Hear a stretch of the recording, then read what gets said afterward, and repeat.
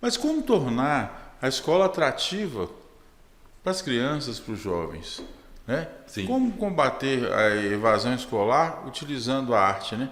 Eu penso que essa atividade, talvez considerada extracurricular, devesse ser incluída no currículo. Sim. Eu penso que a cultura deveria ser uma disciplina.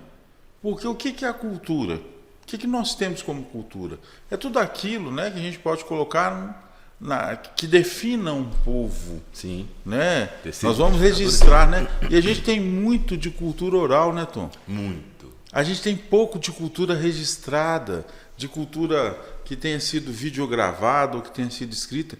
Ainda temos muito da cultura oral. E o grande problema é que ela vai se perdendo à medida que as pessoas que a divulgam vão desaparecendo naturalmente com a morte. Sim.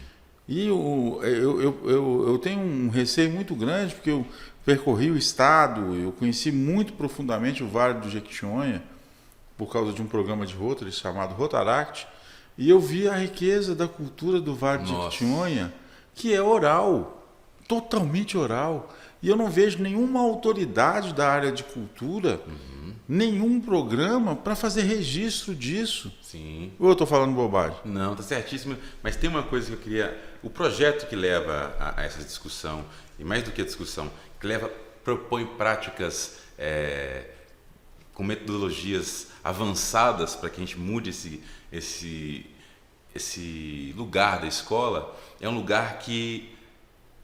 primeiramente, o nome do projeto. Só novembro não, o ano todo. É o nome do projeto. Quando a consciência negra de novembro, né? Da Sim, data. E mais, em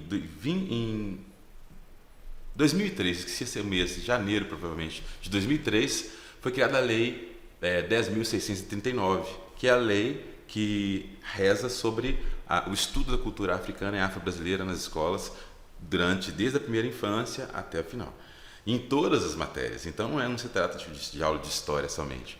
Né? Para a gente poder perceber, por exemplo, olha uma curiosidade, que eu acredito que você aí que está nos assistindo não saiba.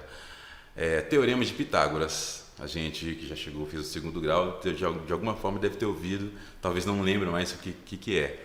Porém, pasmem, o Teorema de Pitágoras foi desenvolvido e usado em África 1000 anos antes do Pitágoras nascer. Então a Europa tem muito esse modus operandi de apropriar, de apagar alguma coisa. Então, de pilhar, né? Olha isso, que absurdo. Então, assim, a escola tem essa lei, a 10.639, que reza sobre isso.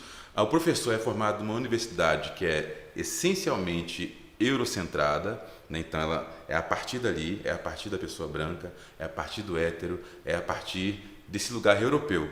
E ele desconsidera todo o resto. E pior do que desconsiderar é se apropriar de histórias e invisibilizar. E nesse sentido, quando a gente pensa na oralidade, a África é berço de humanidade, mas a África também é berço da matemática, é berço de escrita, ao contrário do que dizem. E aí esses registros são fundamentais, mas tem um problema grave nesse modus operandi de europeu, que eu acho que só considera o pai. Eu costumo dizer que nós somos uma sociedade que nega a mãe, seja a mãe África, seja a mãe natureza, seja a mãe terra, a gente nega a mãe. E nega o feminino, até porque nossa sociedade é machista. E o feminino que eu digo não é só a mulher, é o feminino em nós. Aquilo que acolhe, aquilo que dá esperança, da criatividade, do poder, né? E aí, consequentemente, a gente cria uma sociedade dura, homens que não têm coragem de chorar, né? Que não têm coragem de abraçar. Eu tive a felicidade de dar o primeiro banho na minha filha, né? Então, assim, meu pai às vezes dizia, olha, filho, meu menino não pode brincar de boneca.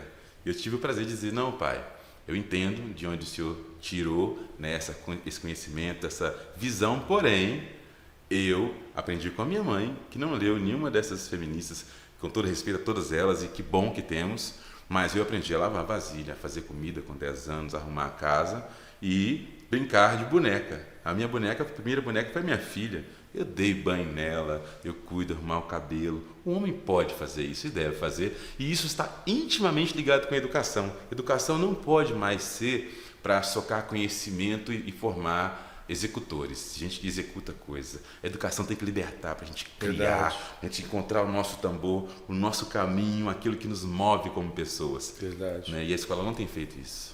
Bom, agora mudando um pouco o foco e mudando um pouco o rumo da nossa prosa, essa história foi até uma ideia do Caetano Vasconcelos, a gente fazer o Quarta Crescente, Tom Nascimento, Canta Milton e outros tons.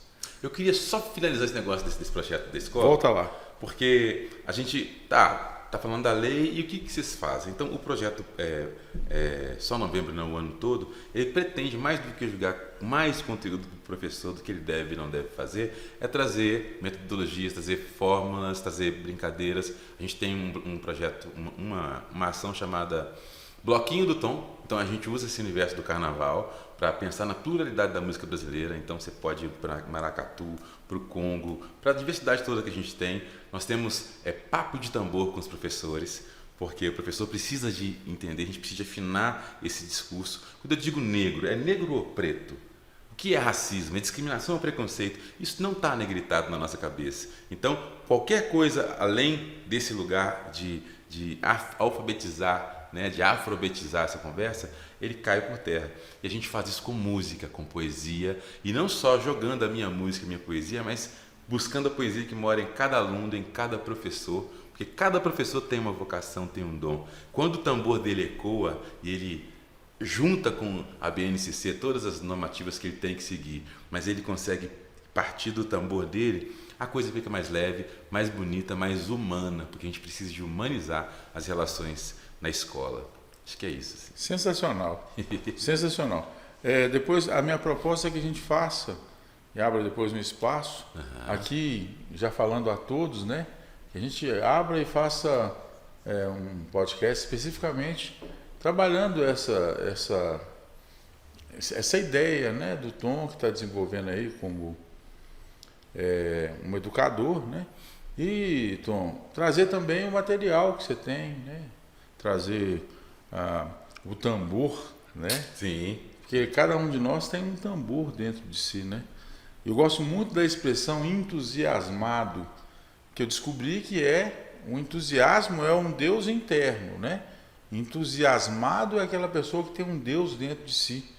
E eu tenho uma ligação muito forte, com os tambores, da minha infância em Mucambeiro, de assistir Congado, Reinado, de crescer nesse meio cultural. A minha mãe é de Mucambeiro, aqui em Matosinhos, e Mucambeiro é uma das referências da cultura do reinado.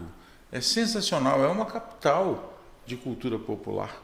Eu não sabia desta importância de Mucambeiro, Olha só. Vim a saber recentemente, apesar da minha origem estar lá, da minha família, de ter vários parentes em Mucambeiro.